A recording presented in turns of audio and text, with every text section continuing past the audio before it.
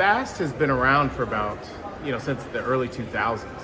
But more and more, we learned that some patients had strokes where you have sudden balance issues or sudden eye issues where your vision changes.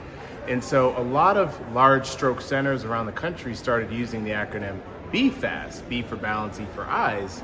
And then so there's a lot of confusion. The AHA kept saying FAST is the acronym, but larger stroke centers kept using BFAST, and no one really understood which would be best. We need a clear, concise message that we're all using together.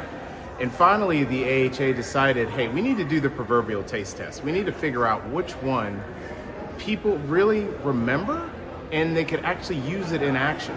And so that was the beauty of this study. They took patients, or individuals, I should say, that had never heard of FAST or BFAST.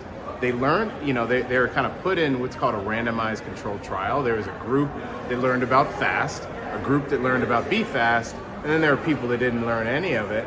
And what they found out was that those that learned about the FAST acronym, they remembered the things like F for face, A for arm, S for speech, a lot better than those that did the BFAST.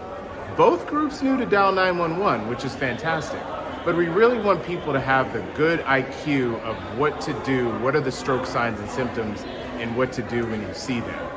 And so FAST won the day, as it were, and it will likely cause a lot of, it will really change management for a lot of stroke centers and a lot of health systems around the country that have assumed that more is better. This is not the case.